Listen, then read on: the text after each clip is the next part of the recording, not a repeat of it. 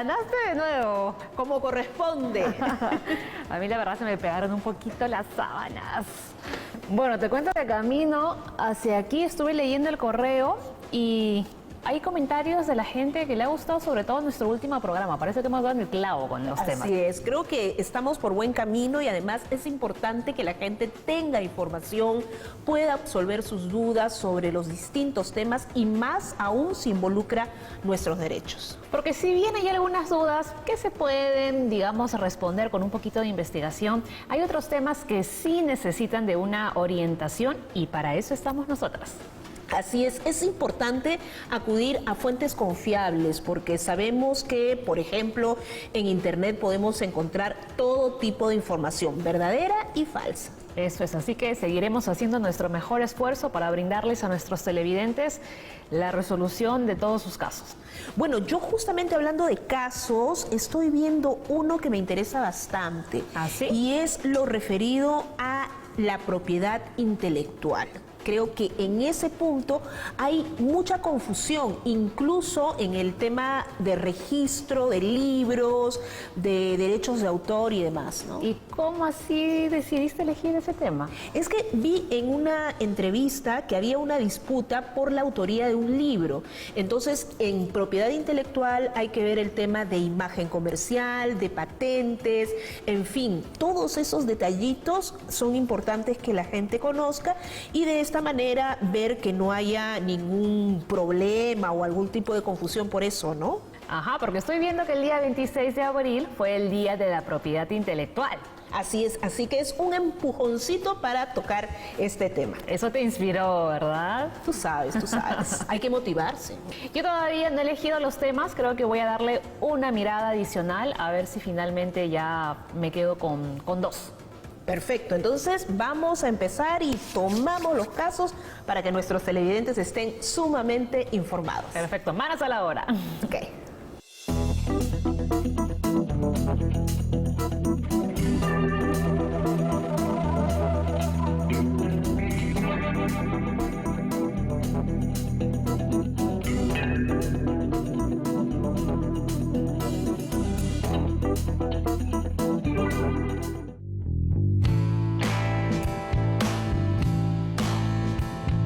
Y ya que me has comentado que vas a investigar un poco más sobre esto de la propiedad intelectual, me he puesto a indagar un poco aquí en internet y es bien interesante.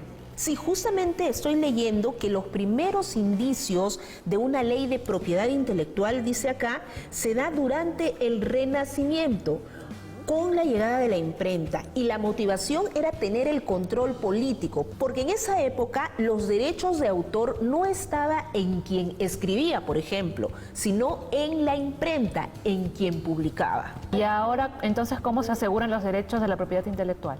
Justo estoy viendo que la forma más fácil de comprobar que una creación es tuya es registrándola, pero mejor es consultarlo con los especialistas. Sí, porque hay toda una rama del derecho que se dedica precisamente a la propiedad intelectual, al tema de registros, patentes. Así es, hay toda una especialización al respecto y seguramente Indecopi debe tener mucha información porque es allí donde se acude a hacer los registros y ver todo el tema de propiedad intelectual. Perfecto, entonces ya tienes claro a quién vas a entrevistar, porque yo estaba pensando y decía, hay como que muchas opciones, ¿no? Sí, de todas maneras es un abogado, ¿no? Entonces veamos quién es el que está más especializado y a él lo entrevisto. Perfecto.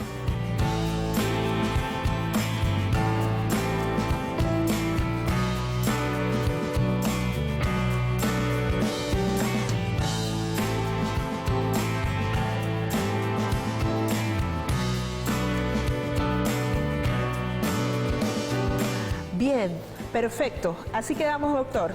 Muchas gracias. Ya tengo al especialista. Es el doctor Julio Castro García. Él es abogado, especialista en propiedad intelectual. Perfecto. Y estás encaminado, pero yo todavía no me decido por qué caso hacer, así que voy a seguir leyendo los correos y ya cuando vengas lo tendré decidido. Perfecto. Mira, yo ya voy saliendo, voy a hacer la entrevista y hablamos. Listo. Éxitos. Chao. Chao, chao. A ver, mascarilla.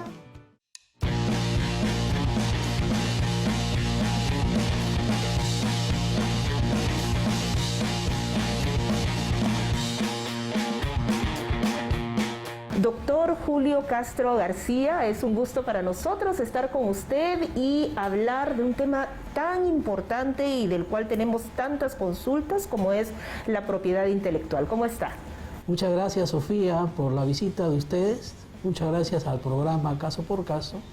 Y acá estamos a sus servicios. Muchas gracias. Y la primera pregunta, para que todos partamos del mismo punto. ¿Qué es propiedad intelectual?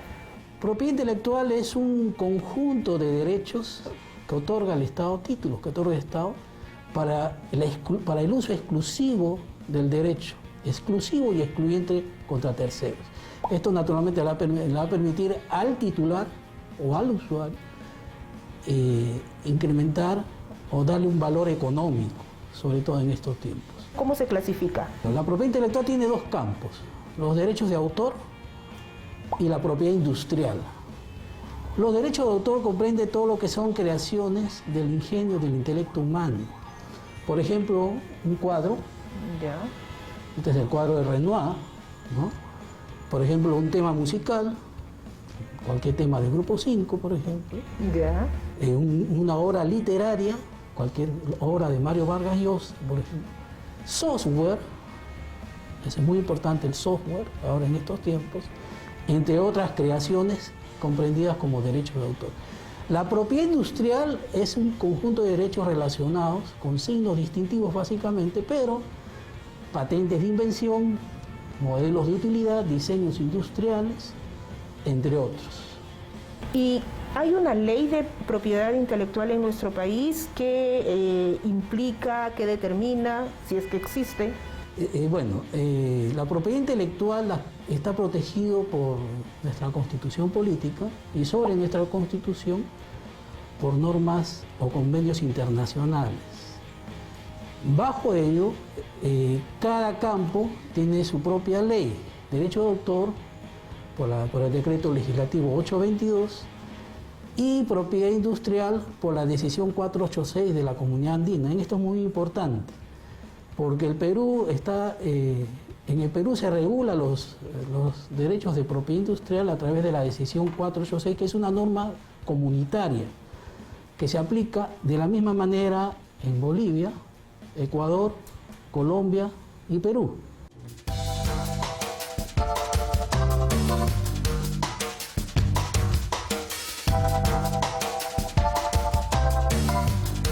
Si hablamos de propiedad intelectual, ¿hay una tipificación de delitos específicamente? Sí.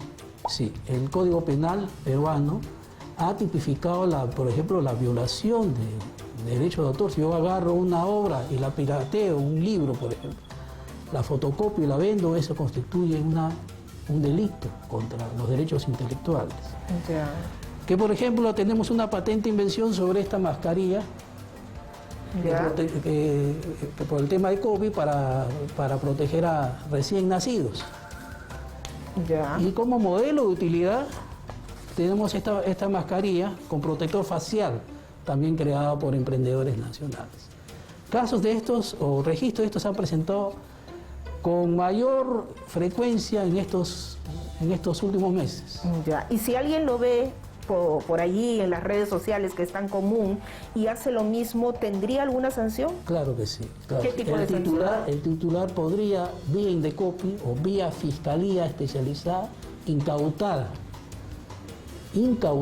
todos esos productos que le llamamos bamba o piratas, falsificados. Tiene el titular el derecho para que el Estado, vía Indecopi, vía Fiscalía, incaute y se inicia un procedimiento sancionador con aplicación de multas, vía Indecopi, o con un proceso penal contra los falsificadores de estas mascarillas. Y dependiendo de la envergadura, podría incluso ir a la cárcel quien cometa este tipo de delito. El delito en algunos casos se sanciona hasta con 6 años de cárcel. Ya. Cuando pasan 4 años podría haber prisión efectiva, podría. ahora se están elaborando también muchos artículos, ¿no? Es decir, yo escribo mi artículo en mi portal y luego veo que otra persona lo publica en otro medio, quizás en un medio tradicional, un diario. ¿Allí también hay delito o hay alguna falta si es que yo no he hecho el registro, digamos? Los derechos de autor se protegen por su sola creación, no hay que ir a Indecopi y registrarlo. Sin embargo, se recomienda hacerlo justamente para evitar quién fue primero. Entonces, si tú has escrito un artículo, por ejemplo, y alguien lo copia y lo pega como suyo, lo publica como suyo, Pero sí para hay. que sea. Sí hay. En primer lugar, tú tienes lo que se llama el derecho de cita. Quien toma tu artículo tiene la obligación de citar al autor. Si no lo hace, está cometiendo una infracción.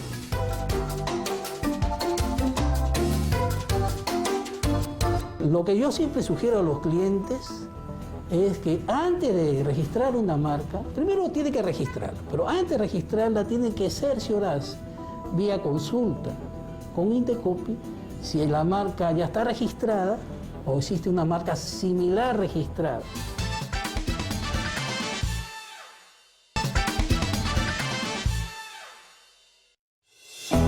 Un día como hoy, 13 de mayo, celebramos la paz.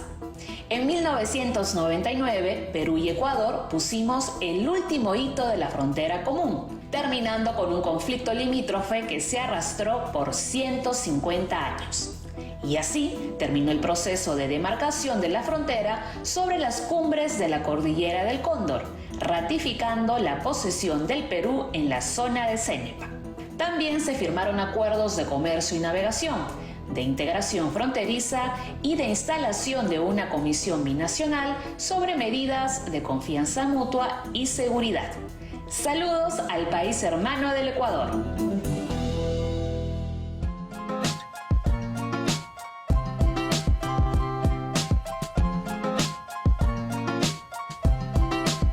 Entonces, ¿es Indecopi la instancia a la cual hay que recurrir para registrar mi propiedad intelectual?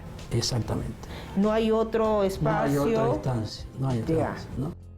Y en ese punto, ¿hay una cultura en nuestro país que esté orientada a esto o no necesariamente? Con los 30 años que tengo yo en ejercicio de esta especialidad, digamos que esta cultura se ha ido formando en los últimos 5 o 10 años. Hay bastante inquietud de los emprendedores a registrar, a proteger sus creaciones, sus signos distintivos. Antes no, había que convencer al cliente en la necesidad de decir, oiga, tienes que registrarlo porque lo va a registrar un tercero. Y en el tema de patentes, por ejemplo, funciona mucho el principio de prioridad. Quien ingresa primero se presume titular, se presume inventor. Entonces, el verdadero inventor tendría que iniciar un procedimiento bastante complejo para estar, no, tú no eres, soy yo, acreditando con medios probatorios. Esos casos se veían con frecuencia. Se siguen viendo, pero antes se veía con más frecuencia, ¿no? Y si yo tomo un modelo elaborado en otro país y lo registro en el Perú como mío, ¿no hay ningún problema? Hay que distinguir cosas ahí, hay que distinguir temas ahí. A ver, si yo veo un modelo de mascarilla patentado, por ejemplo, ¿qué le digo? En España, Sí. En principio las patentes son territoriales. Ya. Entonces, cuando uno patenta un diseño, un modelo, un invento, tendría que, para tener protección internacional, registrarlo país por país. Hay convenios, naturalmente, pero en principio es eso. Entonces, yo como importador agarro tu diseño, voy a Perú y lo pretendo también registrar. Es posible, teóricamente es posible.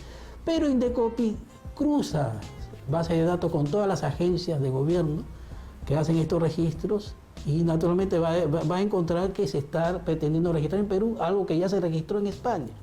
Ya. ¿No? Claro, entonces no es tan sencillo tan fácil. y no debería además hacerse, ¿no? Donde es más frecuente es en el tema de las marcas. Ya. Hay marcas que tienen protección internacional, que son las marcas notorias, pero son muy pocas. Por eso el titular de una marca tiene que estar visualizando en cada agencia, a través de un estudio de abogados, por ejemplo, y decir, oye, yo tengo esta marca, por favor rastréamelo, hazme la búsqueda si alguien lo ha pedido en Perú. Si no, regístralo de inmediato. Entonces, esas posibilidades se ven con frecuencia también. Bueno, doctor, ha sido muy interesante lo que usted nos ha podido decir y sobre todo quisiera que resumamos para el público cuáles son los pasos a seguir para poder hacer el registro de la propiedad intelectual. Lo que yo siempre sugiero a los clientes es que antes de registrar una marca, primero tiene que registrarla, pero antes de registrarla tiene que cerciorarse vía consulta con Indecopi si la marca ya está registrada o existe una marca similar registrada. Y acá se presenta una serie de situaciones, ¿eh? Nosotros los abogados expertos descartamos. Pero Indecopi, de los últimos años, tiene un motor de búsqueda que cualquier usuario puede acceder. Pone la marca, pone la clase o los productos o servicios que distinguen y se hace la búsqueda. Descartado eso, se ingresa la solicitud. Ahora es bastante fácil porque se hace virtualmente. Indecopi incluso hace unos 3, 4 años a todos los usuarios nos ha facilitado que las publicaciones ya no se hagan en el diario oficial del peruano como se hacían antes. Entonces, Indecopi nos ha facilitado porque hace unos 3, 4 años ya se publica en la Gaceta Electrónica de Indecopi. Ese costo se ha abaratado bastante para el usuario, ¿no? Se publica y en un promedio de 90 días, que son 3 meses, están dando el título de propiedad, con 10 años de vigencia. Perfecto. Ahora, no solo se trata de registrar las marcas, sino hay que usarla, porque hay muchos registros que llamamos registros defensivos, donde se registra la marca, no la usa, pasan 3 años y cualquiera puede pedir la cancelación total por falta de uso. Muchas gracias, un gusto, gracias. Gracias a ustedes por su visita.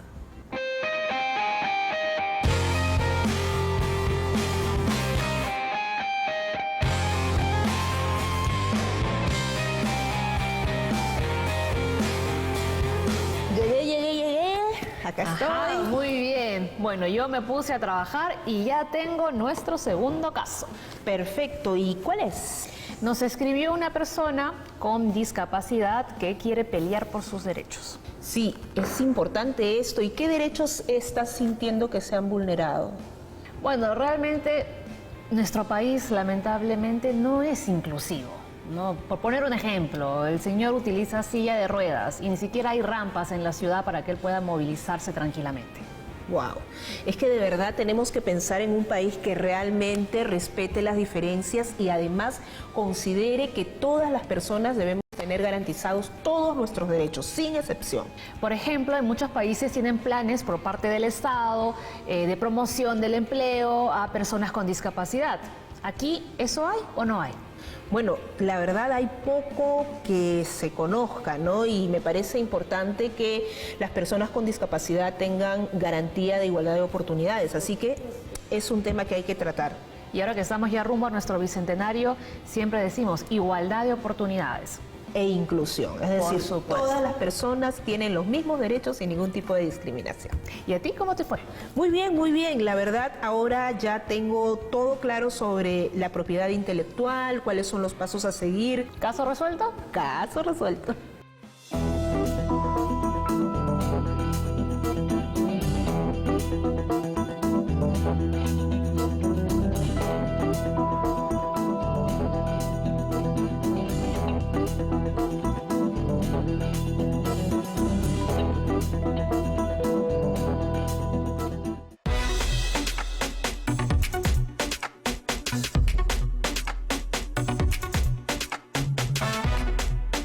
Bueno, me he contactado con una persona que me va a informar todo sobre la ley que lo acabo de apuntar, 27993 y del CONADIS también. El Consejo Nacional de Integración de las Personas con Discapacidad. Exacto. Perfecto. Me voy a preparar para la entrevista y ya luego te cuento cómo me va.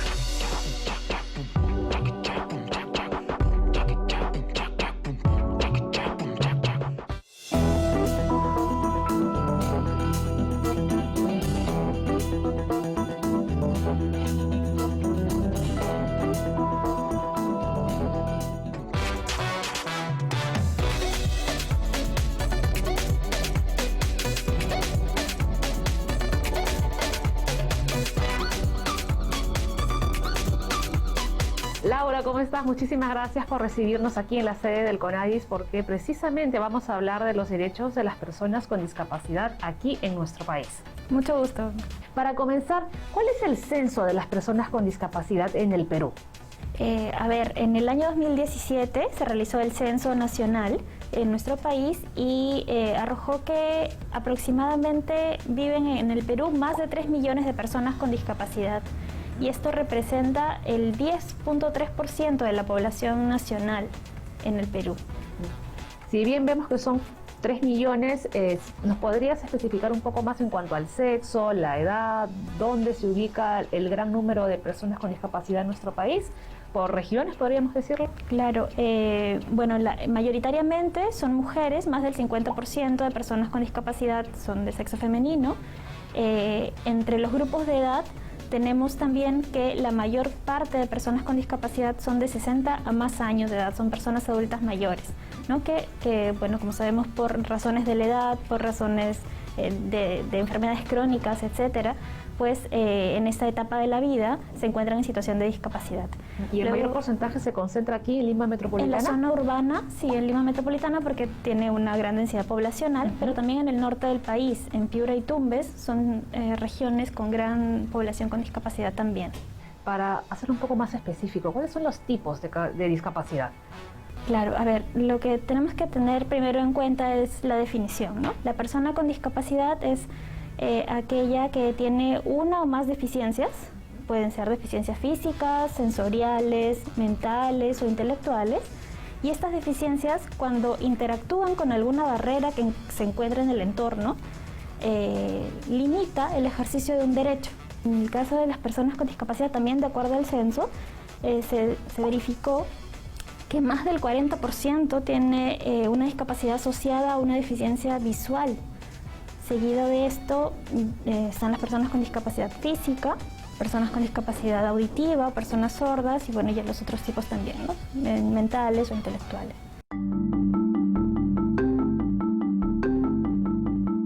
¿Qué ley ampara a las personas con discapacidad actualmente aquí en nuestro país? Claro, la ley principal es la Ley General de la Persona con Discapacidad, ¿no? La Ley 29973. ¿Qué establece esta ley? En realidad el marco general. La ley se promulga en el año 2012 y lo que sucede es que trae a nuestro país todas las disposiciones que fueron aprobadas en Naciones Unidas a través de la Convención sobre los Derechos de las Personas con Discapacidad. Entonces establece un marco muy completo, amplio y bueno para garantizar los derechos de las personas con discapacidad, que en realidad son los mismos derechos que tienes tú, que tengo yo, que tenemos todas las personas, sino que se realizan además precisiones para que las personas con discapacidad puedan ejercerlos. Y aquí volvemos al concepto de eliminación de barreras. Entonces, se establecen algunas pautas, servicios, apoyos precisos para que el Estado y la sociedad eliminen esas barreras que impiden el ejercicio de derechos. Y así, entonces, vemos obligaciones en materia de salud, de educación, de trabajo, la accesibilidad en diferentes entornos físico, comunicacional, a la información, etc. También servicios de protección social. La discriminación en el Perú parte de un principio constitucional, que es el principio de igualdad y no de discriminación. Está en el artículo 2, numeral 2 de la Constitución Política del Perú, donde dice que ninguna persona puede ser discriminada por varios motivos, entre ellos la identidad étnico-cultural, el origen, la condición económica, entre otros motivos, ¿no? La religión. Hay varios motivos que están en la Constitución.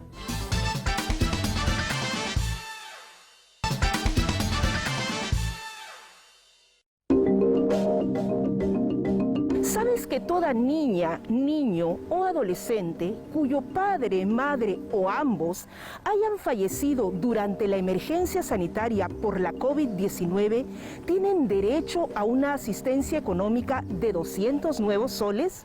Los padres sobrevivientes o tutores legales deben ingresar la solicitud en la página web del INABIF, Programa Integral Nacional para el Bienestar Familiar.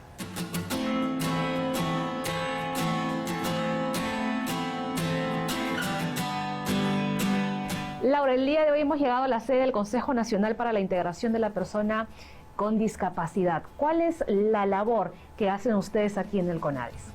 Bueno, el CONADIS es un organismo público que, como dices, está especializado en cuestiones relativas a la discapacidad, y nuestra tarea es ser un ente articulador, más que nada, de gestor y supervisor de políticas, y articulador para verificar que cada una de las entidades públicas realice su trabajo de manera adecuada y entonces permita que las personas con discapacidad accedan a los bienes, a los servicios, a los productos que se ofrecen para todas las personas. Es por eso que el CONADIS está conformado por 14 entidades públicas. Tiene un consejo directivo conformado por un representante de cada ministerio y también de salud, y entonces esto da cuenta de la necesidad de que las personas con discapacidad, o para trabajar para las personas con discapacidad, se requiere un esfuerzo articulado, y ese es el rol principal del CONADIS.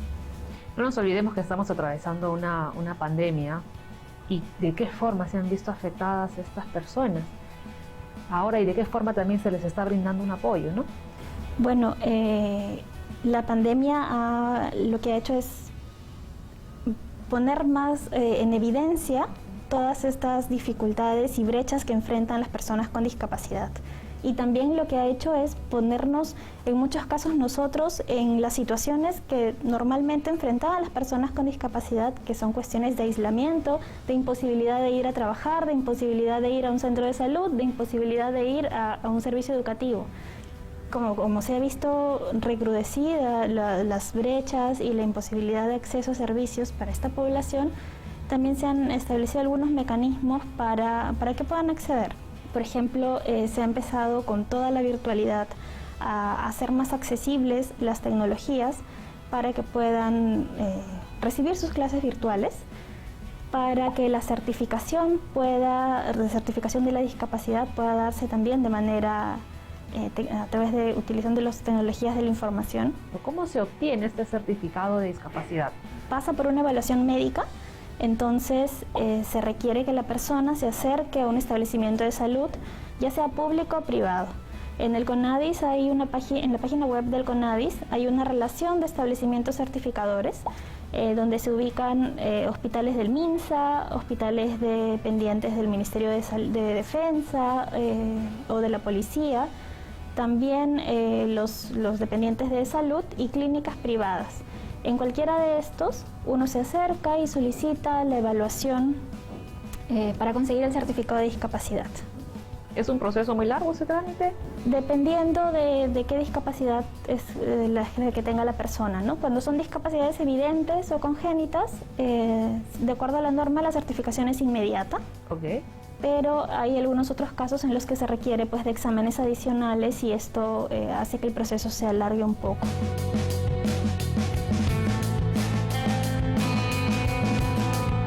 Denunciar la vulneración de los derechos de una persona con discapacidad? A través de la página web de CONADIS. Siempre también la posibilidad de presentarlo por la mesa de partes presencial o el teléfono fijo, ¿no? Pero en la plataforma web hay un espacio para poder presentar alguna vulneración de los derechos de las personas con discapacidad, y que directamente esta solicitud llegue a la Dirección de Fiscalización y Sanciones y se realicen las indagaciones que hagan falta. Siempre estamos diciendo que el país debe promover la igualdad de oportunidades. ¿Cómo ves tú esta situación en el Perú actual? Nos queda un largo camino por recorrer, ¿no? Y justo en este aspecto yo creo que va a ser importante, desde el Ministerio de la Mujer, a través del CONADIS, se está gestando la Política Nacional en Discapacidad para el Desarrollo, que es la primera política que el Estado peruano va a aprobar para las personas con discapacidad. Va a tener un horizonte temporal de 10 años y va a orientar el trabajo de las entidades públicas de los 3 niveles de gobierno, del nivel central, del nivel regional y del nivel local, para poder ofrecer servicios de manera adecuada a las personas con discapacidad. Hay 7 ejes de acción, y yo considero que uno de los más importantes es el eje de promover actitudes sociales favorables y promover condiciones de accesibilidad en el entorno. lo que debemos conseguir, como lo conversábamos al principio, es la eliminación de barreras. Exacto. Entonces hay barreras físicas y barreras actitudinales. Para poder lograr ser una sociedad inclusiva, tenemos que empezar por nosotros mismos, ¿no? Cambiar esos estereotipos, prejuicios, percepciones negativas que tenemos sobre la discapacidad, ¿no? Y reconocer a la persona con discapacidad como un ciudadano en todos sus roles, en su rol de madre, en su rol de padre, en su rol de consumidor, en su rol de estudiante, en su rol de empresario, en todos sus roles, y reconocer su valor productivo para la sociedad. Y empezando por ahí es que podemos garantizar todo lo demás. Perfecto, Laura, muchísimas gracias por esta entrevista y por todo lo que nos has contado, que definitivamente nos va a servir muchísimo. Muchas gracias a ustedes también.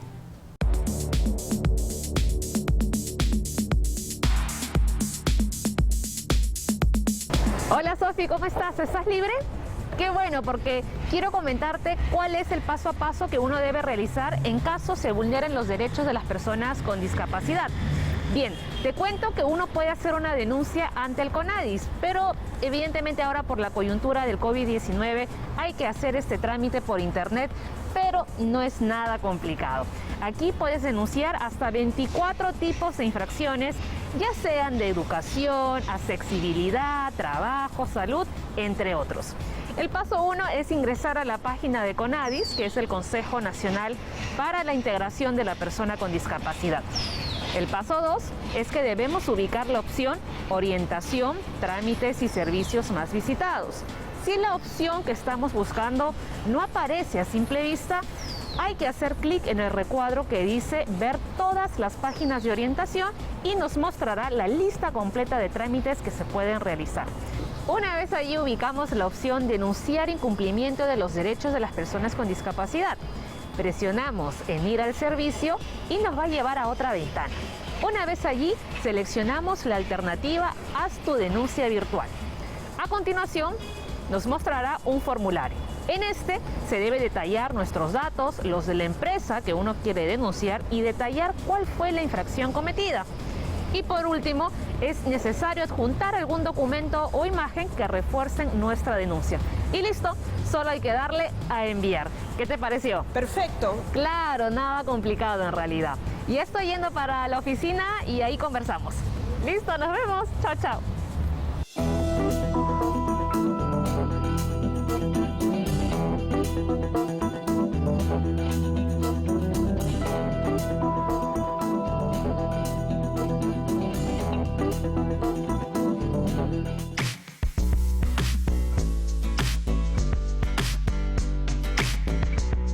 Hola Paola, ¿qué tal? ¿Cómo vas? Sofi, me olvidé de pedirte que me hagas un gran favor. Para ese tercer caso, ¿podrías empezar a investigar sobre la xenofobia aquí en el Perú? Perfecto, muy bien. Mientras yo voy buscando en internet todo lo demás. Genial, gracias. Nos vemos en la oficina. Quedamos así, chao.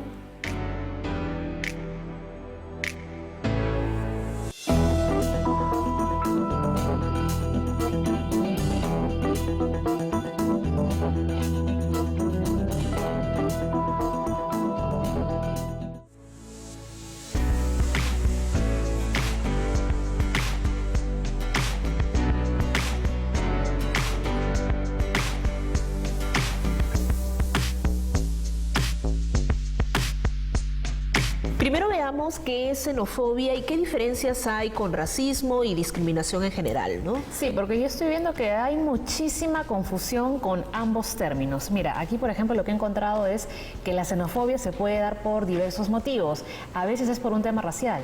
Y eso no es así. Así es, el tema de la xenofobia está vinculado específicamente al rechazo y a la fobia que pueda tenerse a una persona extranjera o inmigrante. Independientemente, digamos, de la clase social, de la raza, etcétera, simplemente por no pertenecer, digamos, a una misma comunidad. Así es, y es muy importante que nosotros tengamos claro que no puede darse ese tipo de prácticas, ¿no? Independientemente de nuestro lugar de origen, ninguna persona puede ser rechazada, agredida a partir de su nacionalidad. De repente, ¿tienes tú alguna idea? ¿Me puedes ayudar con con alguna asociación o alguna institución a la que yo puedo buscar? Mira, yo creo que hay agencias de cooperación que trabajan con inmigrantes y con extranjeros, pero quizás para ver las diferencias con racismo, discriminación, podamos entrevistar o puedas entrevistar a Gustavo Oré. Ese es su nombre, él es abogado y está a cargo del área de la no discriminación y también la lucha contra el racismo del Ministerio de Cultura. Perfecto. Gustavo Oré. Oré, Ministerio de Cultura, aquí estoy apuntando todo su cargo. Mincul. ¿Tú tienes su teléfono? Tengo el teléfono, así que yo te lo paso. Perfecto, ahora lo llamo entonces. Perfecto.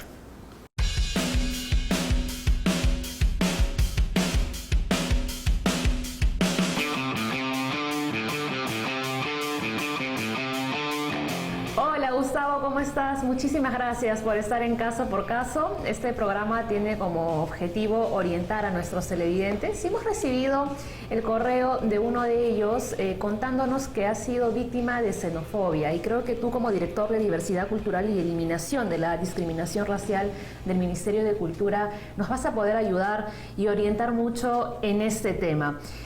¿Cómo estás? ¿Todo bien?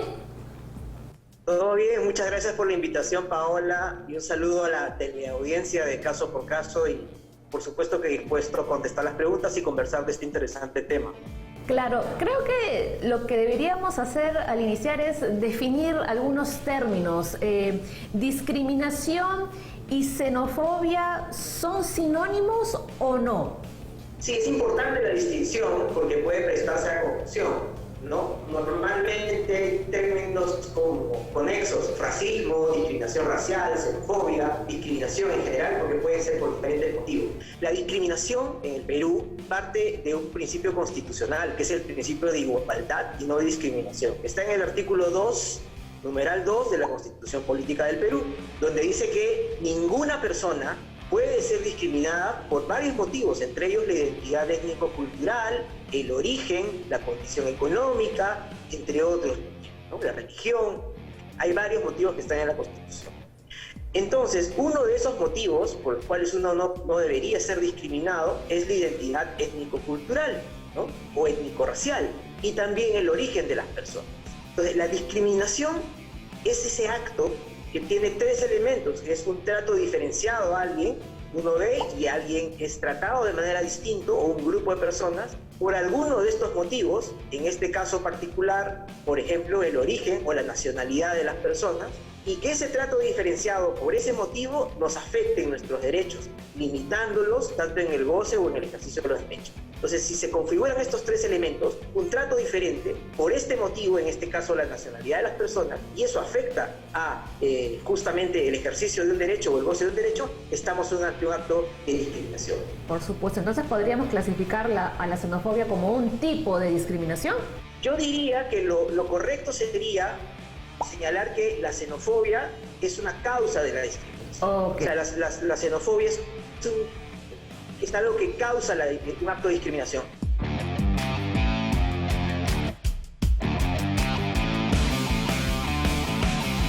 Centrándonos directamente ya en el tema de la xenofobia, acabas de comentar que vemos muchos de estos casos en los medios de comunicación. Y sí, cada vez se están volviendo más comunes, y esto no sucedía, digamos, años atrás. ¿Qué está sucediendo con nuestra sociedad? ¿Por qué estamos viendo que cada vez más peruanos están teniendo este comportamiento? Es este miedo, porque principalmente es miedo, temor, pero que luego se traduce en rechazo, maltrato, odio finalmente a la ciudadanía extranjera que llega a nuestro país, producto de un proceso migratorio. Y eso no responde a un devenir histórico que tenemos Perú, que es una gran diversidad cultural. Efectivamente, el Perú es un país muy diverso y creo que hoy en día muchas veces nos sentimos orgullosos de nuestra diversidad, de nuestra identidad, pero aquí el tema es no decirlo de la boca para afuera. Efectivamente, lo que tenemos que hacer es contarlo, y nosotros, por ejemplo, como Ministerio de Cultura, lo que buscamos siempre es tener prácticas y políticas que valoren la diversidad cultural. La diversidad cultural está compuesta también por las comunidades que han migrado, ¿no?, en nuestro país y se han afincado aquí.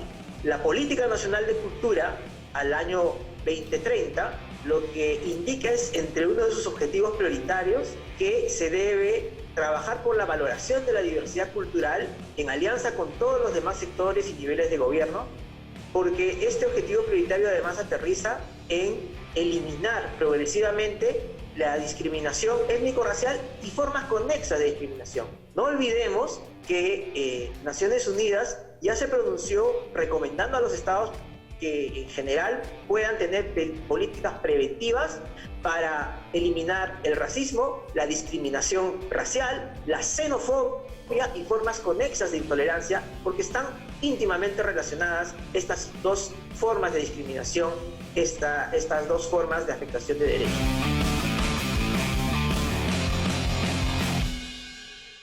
Hemos recibido cerca de un 10% de los casos anuales, porque normalmente entre 80 y 100 reportes anuales por actos de discriminación tenemos, porque lamentablemente todavía se da ello en nuestro país, discriminación étnico-racial, pero dentro de esos casos se nos han reportado hasta ahora 8 casos de discriminación por xenofobia.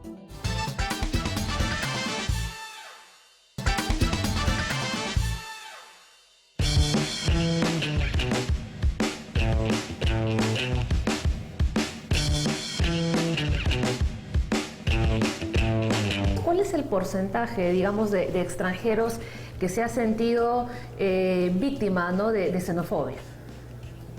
Bueno, nosotros, por ejemplo, en la estadística que podemos manejar, que es la del Ministerio de Cultura a través de su plataforma Alerta contra el Racismo, hemos recibido cerca de un 10% de los casos anuales, porque normalmente entre 80 y 100 reportes anuales por actos de discriminación tenemos, porque lamentablemente todavía se da ello en nuestro país, discriminación étnico-racial, pero dentro de esos casos se nos han reportado hasta ahora 8 casos de discriminación por xenofobia, básicamente de ciudadanas y ciudadanos venezolanos, ¿no?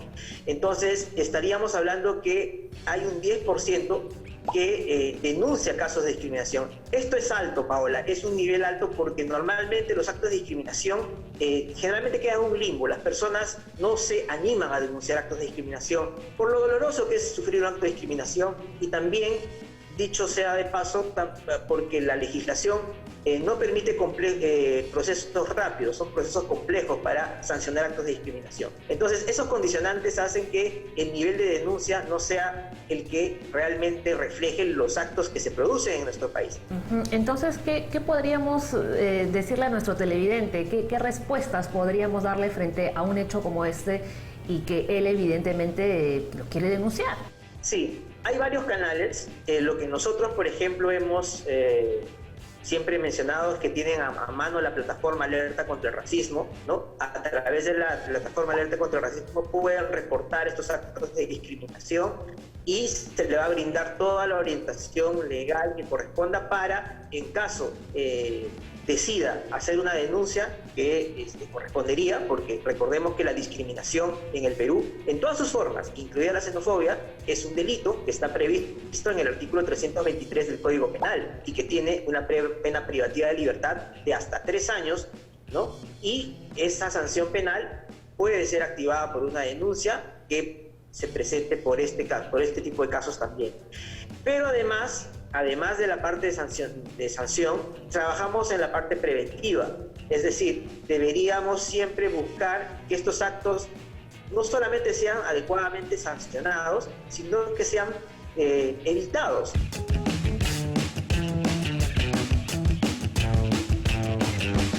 Muchísimas gracias, Gustavo. Y justamente tú hablabas de lo importante también que es realizar estas campañas, porque el trabajo con la comunidad es básico. Las redes sociales se pueden utilizar para algo positivo y para algo negativo, ¿no? Y a veces, digamos, por culpa de repente del acto que hizo una persona, ¿no?, generalizan al resto. Y esto es algo que se ve casi todos los días. La verdad es que en las sumas y restas, las migraciones siempre han nutrido, han enriquecido al país de acogida. Esto se ha dado no solo ahora, sino desde tiempos muy, muy atrás. Entonces, creo que debemos entenderlos así y simplemente hacer que este proceso nos enriquezca y evitar actos de discriminación y de odio que a nada conllevan.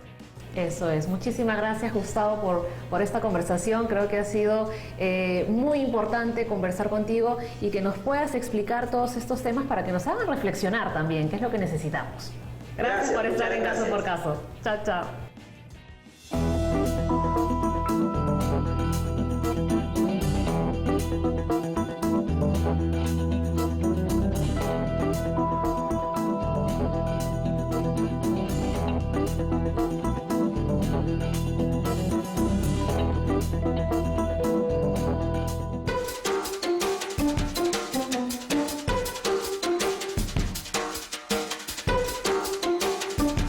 Bueno, hemos llegado al final del programa. Sí, creo que hemos hecho un buen programa porque hemos abordado 3 temas sumamente interesantes. Tú has indagado más sobre la propiedad intelectual, hemos visto el tema de la xenofobia y también los derechos de las personas con discapacidad. Y precisamente en lo referido a la propiedad intelectual sabemos lo importante que es registrar nuestras creaciones para así protegerlos de algún problema posterior. Y también hemos visto el tema de los derechos de las personas con discapacidad. Todos debemos trabajar por construir un país muchísimo más inclusivo. Si bien el Estado tiene gran parte de la responsabilidad, nosotros como ciudadanos también debemos aprender a respetarlos y que ellos se sientan integrados en la sociedad. Finalmente abordamos la xenofobia, que es el rechazo o fobia a las personas extranjeras o inmigrantes. Obviamente esto no es válido, no es una práctica que debemos aceptar y por tanto debemos mejorar en nuestras posibilidades de respeto a todas las personas, sin discriminación, sin exclusión y libre de todo prejuicio. Eso merecemos tanto los peruanos como los ciudadanos extranjeros que están en nuestro país. De esta manera terminamos el programa. Muchísimas gracias por habernos acompañado y los invitamos a que puedan seguir enviándonos todas sus consultas legales a nuestro correo electrónico casoporcaso@irtp.gov.pe. Y mañana a las 3 de la tarde no se pierdan La Voz Cantante, una oportunidad para jugar con música y mucha diversión. Y ya saben que a las 4 llegan Almendra y Joaquín para darles los mejores tips con hecho a mano. Nos vemos. Hasta la próxima semana. Chao, chao.